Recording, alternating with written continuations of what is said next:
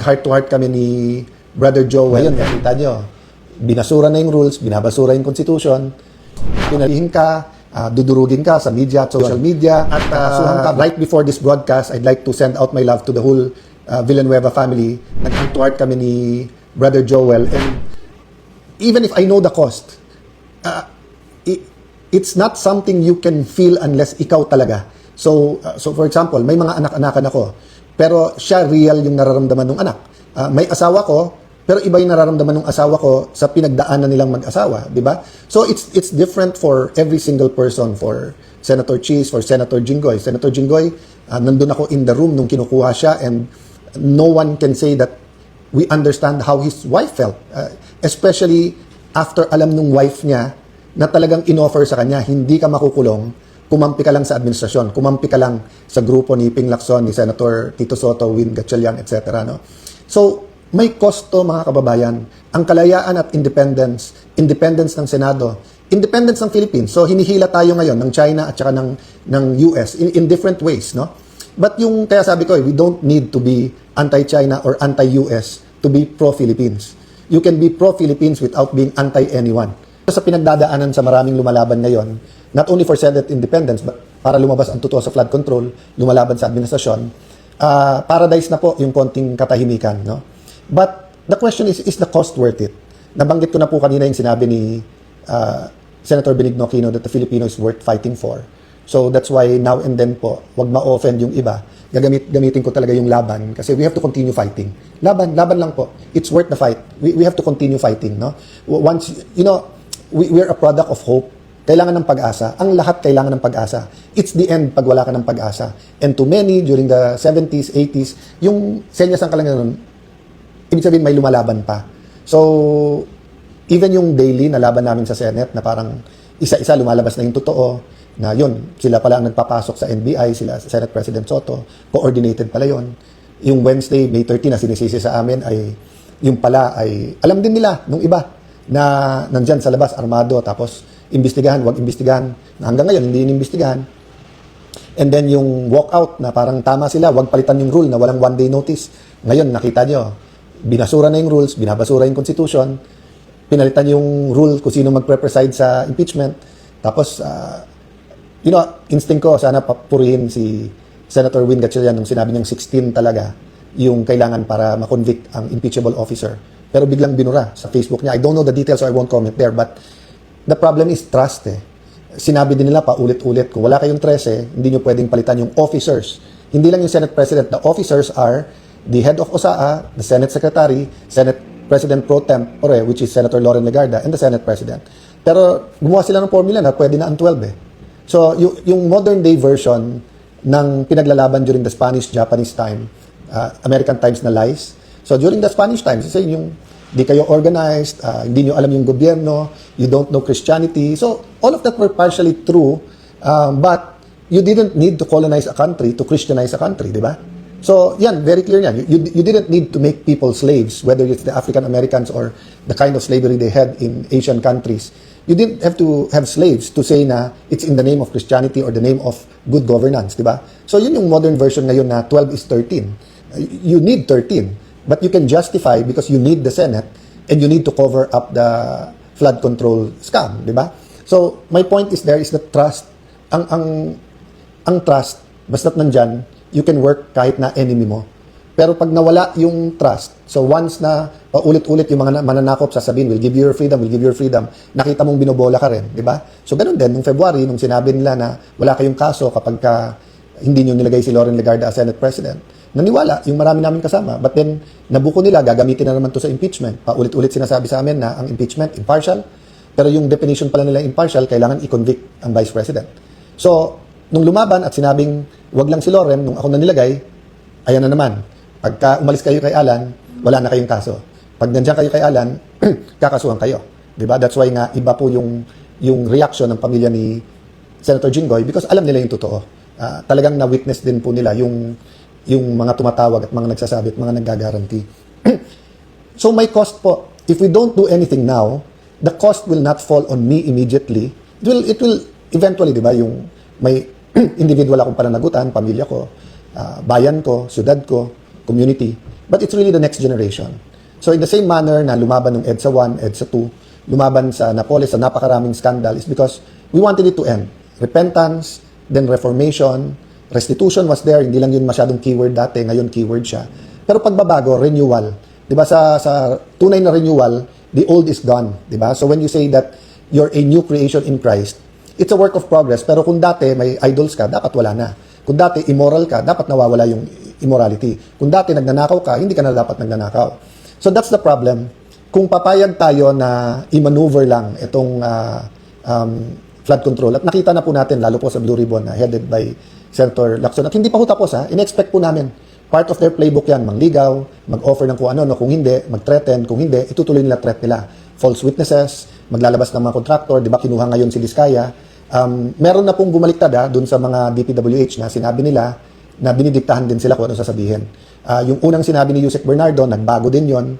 Kay Senator Joel Villanueva, apat na yung version nung paano siya supposedly guilty. And none of those versions are true. So ganun din, ngayon na kinuha na si Mr. Diskaya from the Senate, sabi niya na damay-damay na, sasama na lahat ng kilala niyang police. That's good. But there's nothing stopping the creative people in this administration from saying, we'll take care of you, eto mga ituro mo. Then suddenly may kaso, whether sa DOJ at Ombudsman, then suddenly you're facing jail. Then finally, it's true. That's why pinilit nilang makulong si Jinggoy kasi sabi niya, nawawalan na ng takot yung iba, lumalaban na. So kailangan natin ipakita na totoo. At madali kay Jinggoy kasi usual suspect, di ba? So wala nang maniniwala sa tingin nila na Jinggoy sacrificed because ayaw umiwalay sa grupo. But siya na nagsabi, he has evidence in the right time. Payagan natin siya magsabi sino at ano yung ebidensya. Pero mabigat po yung ebidensya and it will show. I've been hearing the last few days, there's so much evidence against the major players dun sa flood control. And everyone saying sana lumabas. That's why nga, pinanghawakan pa rin natin yung Blue Ribbon Committee. The other point I want to make about counting the cost is, yun nga, ano yung cost sa next generation? Kapag kinover up natin to, may cost. So ulitin ko pag lumaban ka ngayon, may cost. May cost. Aapihin ka, dudurugin ka sa media at social media, kakasuhan ka, baka ikulong ka pa. Sana naman walang papatay, pero that's always there, whether sadya or may nagkamali yung patayan. But that is the cost for people who will fight. So I'm not dissuading people from joining the fight because we need you. We need the prayers, we need the commitment, we need more independent heads to stand up and say, mali na to, lumaban tayo. So in a couple of days, we're going to face many issues, an economic crisis. Are we going to tell the people kung ano talaga ang sitwasyon, kung may pera ba talaga ang bansa o hindi? Are we going to tell them why we have or don't have money? Are we going to tell them the truth, whether we're going to increase taxes or not? Are we going to tell them the truth, nasaan na yung pera the last few years? Okay. We're also going to face an impeachment. So are we going to tell the people the truth? Are we going to really have an impartial trial or aayusin at luto na to? Are we going to tell them the truth that dapat 16 to convict? Or babawasan ba natin ang 6 na senador para maging 12 na lang? No? We're going to face ilan pagsubok, lumabas ang totoo. Again pag lumabas yung 18, sabi nila may 4 pa daw. 18 na former Marines, hindi ko alam yung 14 kung ano yung ano nila. Meron pong mga key people na may mga key evidence. Hindi ko sinasabi na lahat ng sasabihin nila ay totoo or may totoo, hindi totoo. Ang point ko po, it's our job to listen to them. It's the job of the Blue Ribbon Committee. Invite lahat. Kung kalokohan ang sinasabi nito, so sabi ng iba, Sir, over the years, ang daming nag-witness dyan na kalokohan. Yes. Paano nabisto na kalokohan yung sinasabi? Because nag-witness sila doon. Because you had different senators from different backgrounds, different styles of questioning them. Then you had an active media. Wala pang social media masyado noon. So lalo po ngayon, maglagay ka dyan ng 1, 18, 100 na may ebidensya, pictures, video, testimony. Mako-compare natin lahat ng date niya. Makikita natin yan kung deepfake yan, kung edited yung pictures, kung edited yung video, kung AI yan, kung totoo, di ba?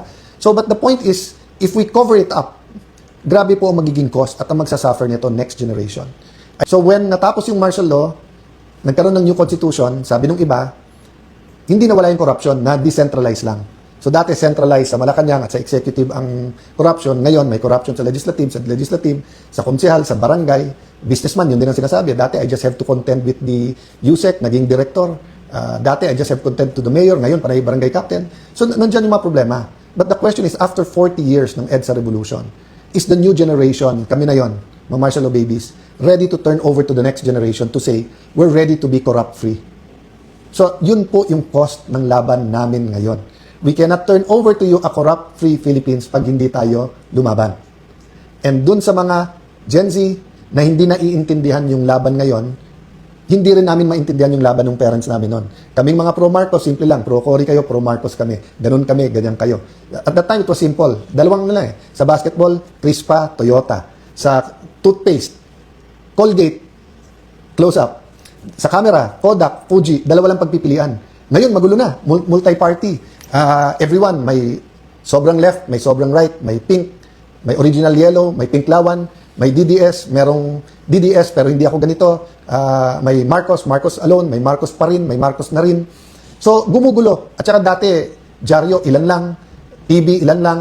Radyo per province, yung top 3. And ngayon, with social media, everyone has, So, iba po ang laban ngayon. We cannot solve today's problems with yesterday's solution. Iba na po. And yes, this laban na to, hindi lang to laban nung ka-age ko at mas matanda sa akin.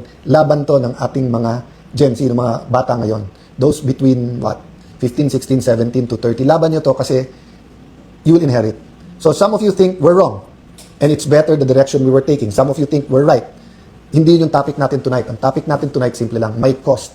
May cost na mag-decide kayong lumaban, may cost din para sabihin natin hindi lumaban. And if you ask me tonight, if we want a real independent Philippines, kung gusto nyo na every year sasabihin natin, ngayong taon na to, mas malaya tayo, kailangan tuloy-tuloy ang laban. Pag kumakanta po tayo ng ating national anthem, yung Lupang Hinirang, ang sinasabi po natin, ang mamatay ng dahil sa iyo. So we're singing to ourselves for the world to hear, but we're singing it to ourselves. So when the athletes were so proud of wins the gold medal and they're hearing, kung willing ka nga mamatay para sa ating bansa, ano pa yung mag-training ka na napakahirap para umabot doon, di ba? So to certain groups of people, let's say to doctors during COVID, na frontliners, yung pagkanta nila ng mamatay ng dahil sa iyo is not only totoo, it is real every day. Sa mga pulis na kahit off duty, pag may krimen, they have to rush to the site rather than run away. Totoo yung mamatay ng dahil sa iyo kasi nga any day they can face death. To the AFP that's assigned to areas na meron pang rebelde, totoo yung mamatay ng dahil sa iyo. Even if we don't agree with the hard left, with the communist. Yung gigising sila umaga na baka may enkwentro sila sa AFP, kung kumakanta sila ng Lupang Hinirang, totoo sa kanila yung mamatay ng dahil sa iyo. Kasi nga, hindi lang totoo, but it's clear and present. To many of us, it's a possibility, but it's not a probability. Okay. However, if we can sing mamatay ng dahil sa iyo, that means pwede din tayong kumanta ng magsakripisyo dahil sa iyo. Pwede din doon yung magdasal dahil sa iyo. Nandun din yung mag-rally dahil sa iyo. Nandun din yung lumaban. Di ba? So, when we sing the national anthem in the next few days, and when we remember June 12, let's remember meron tayong pinaglalaban. And I will end by saying, I wholeheartedly believe we were made in the image and nature of God. So God wants us free. God wants us independent. But God wants us dependent to Him, but independent of other forces. No? So let's pray for a country that is free from idolatry, free from immorality, free from sickness, free from poverty, free from corruption. But we have to put action to our faith. Meaning, pray, tapos lumaban, kumilos tayo. I will respect your views and your ways of fighting. Ang importante, lumaban tayo, at ang importante, una sa Diyos, pagkatapos sa pamilya, and para sa bayan. God bless you all.